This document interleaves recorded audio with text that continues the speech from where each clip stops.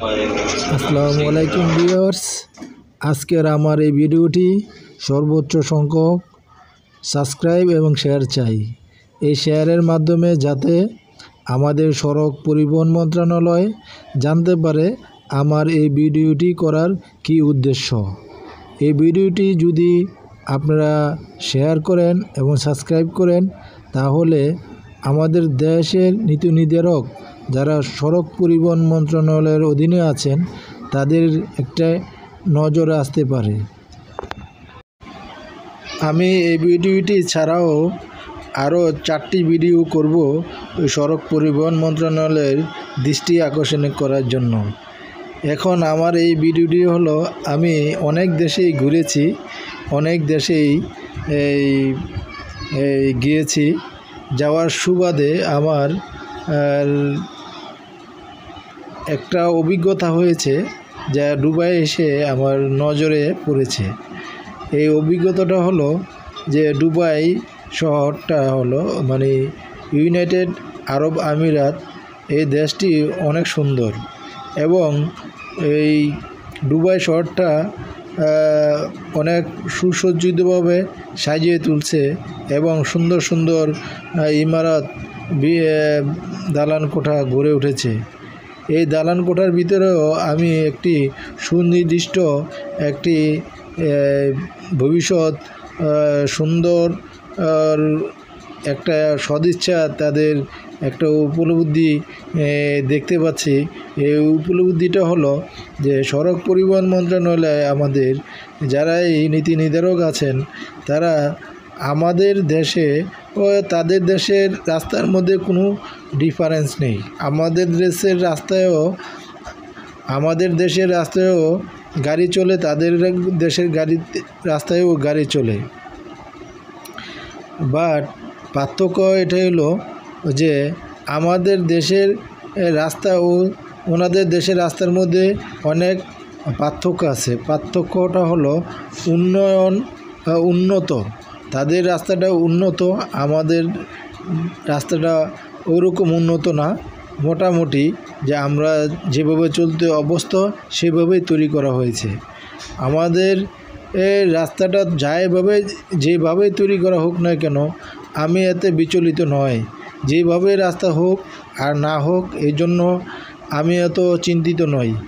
আমি একটা জিনিস নিয়ে চিন্তা করি, চিন্তাটা হলো যে আমাদের দেশের রাস্তার দুপাশে মহাসড়কের দুপাশে এবং ঢাকা সিটির ভিতর অথবা বিভিন্ন চিটাগাং সিটির ভিতর, রাজশাহী সিটির ভিতর, বিভিন্ন সিটির ভিতরে রাস্তাও আছে বড় বড়। রাস্তার মাঝখানে ডিভাইডেড দেওয়া আছে এই রকম দেখেন, এই যে দুবাই গভর্নমেন্ট 2 রাস্তার পাশ দিয়ে মাঝখান দিয়ে ডিভাইডেড। বাংলাদেশেও এরকম ডিভাইডেড রাস্তা অনেক আছে। যেমন ঢাকা চট্টগ্রাম রাস্তার মধ্যেও ডিভাইডেড আছে এবং 2 পাশে খালি জায়গা আছে, গাছ লাগানো থাকে। ঢাকার ভিতরেও ডিভাইডেড আছে। যেসব রাস্তা ওয়ান ওয়ে, ঢাকার ভিতরে ম্যাক্সিমাম রাস্তাই এখন ওয়ান ওয়ে, মাঝখানে ডিভাইশন দিয়ে ভাগ করে রেখেছে। এই ডিভাইডেড জায়গায় আমাদের দেশে সড়ক পরিবহন মন্ত্রণালয় এই সড়কের দুপাশে এবং রাস্তার মাঝখানে গাছ লাগিয়ে থাকে। এই গাছগুলো সাধারণত সৌন্দর্য বর্ধনের জন্য লাগানো হয় এবং তাদের পরিচর্যাও করা হয়। কিন্তু আমাদের এই ঘনবসতিপূর্ণ জায়গায় যে অনেক মানুষের জায়গা নেই, অনেক মানুষ থাকতে পারে না, অনেক মানুষই তাদের নিজস্ব ভূমি নেই। তাদের অনেক ইচ্ছা, যদি নিজস্ব ভূমি থাকতো তাহলে তারা সেই ভূমিতে কৃষিকাজ করতো, ফল ফলাদি লাগিয়ে সেই ফল তারা খেত। কিন্তু এই অবস্থা আমাদের অনেক নাগরিকেরই নেই। কিন্তু আমাদের সড়ক পরিবহন মন্ত্রণালয়ের কাছে অকুল আবেদন এই যে আমাদের দেশের, বিশেষ করে ঢাকা, যেহেতু আমি ঢাকায় থাকি, ঢাকার যে রাস্তার মাঝখানে যে সৌন্দর্য বর্ধনের জন্য যে গাছগুলো লাগানো হয়েছে, সেই গাছগুলো অবশ্যই ফল গাছ হলে সবচেয়ে ভালো হয়। কারণ দুবাই শহরে এবং দুবাইয়ের বিভিন্ন স্টেটে বিভিন্ন রাস্তার পাশে শুধু আমি দেখেছি খেজুর গাছ, শুধু ফলের গাছ। ফুলের গাছ খুবই কম দেখেছি, যার নজরে আসে নাই এরকম। এই জন্য বলছি যে খেজুর গাছে খেজুর হয়ে পড়ে আছে, এখানে পাখি খায়, পোকামাকড় খায়, আবার অনেক মানুষও কুড়িয়ে কুড়িয়ে খায়। আমিও কিছু খেজুর কুড়িয়ে কুড়িয়ে নিয়েছিলাম এবং আমি বাসায় নিয়ে ধুয়ে খেয়েছিলাম।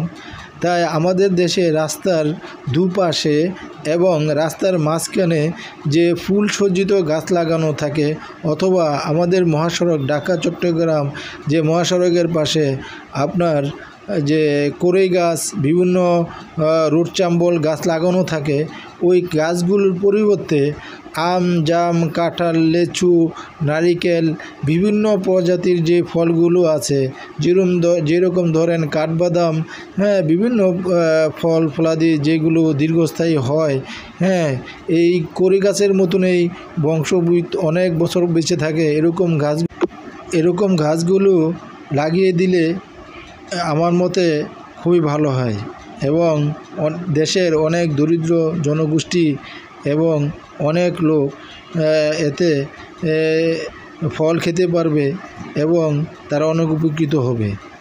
ঢাকা চট্টগ্রাম মহাসড়কে দুই পাশে যে পরিমাণ জায়গা আছে খালি, এই পরিমাণ জায়গায় আমাদের সড়ক পরিবহন মন্ত্রণালয় যদি প্রচুর পরিমাণ ফলাদির গাছ লাগিয়ে থাকে, দরিদ্রপূর্ণ জনগোষ্ঠী সেই ফল খেয়ে কিছুটা হলেও স্বস্তি পেত। আর এই জনগোষ্ঠীর মধ্যে সবাই এই ফল কম বেশি খেয়ে থাকে। এই ফলগুলো আমদানি করা হয়ে থাকে, তাই আমদানিকৃত ফল এর চাহিদা কমানোর জন্য এই পন্থা অবলম্বন করলে শত কোটি টাকার আমদানি ব্যয় বেঁচে যাবে। তাই সড়ক পরিবহন মন্ত্রণালয়ের উদ্দেশ্যে আমার এই ভিডিওটি সবাই শেয়ার করবেন এবং সাবস্ক্রাইব করবেন। এর মধ্যে আমাদের বাংলাদেশি এক ভাই, তার সাথে দেখা হয়ে গেল। চলুন দেখি ভাইদের অনুভূতি কি, জেনে নেই। এই যে বাংলাদেশি ভাই এখানে জব করে, আরেক ভাই আছে এখানে জব করে। আমাদের দেশি ভাই, হ্যাঁ থাকতেছি কথা ঠিক আছে, কিন্তু মানুষ বিচার ভাই না। 2 মাস হয়ে গেছে গা আবুধাবি এয়ারপোর্টে আন্ডারে কাজ করি, কিন্তু লোক পাই না বাংলাদেশি। আজকের মতো পাইলাম আমার এই ভাই। ভাইয়ের সাথে দেখা অনেক ভালো লাগছে আর কি। উনি কিশোরগঞ্জের কিশোরগঞ্জের আর এই ভাই আছে, ওই ভাই আছে ইয়েতে এই মানিকগঞ্জ, সাভার মানিকগঞ্জ, কিশোরগঞ্জ। ইনশাআল্লাহ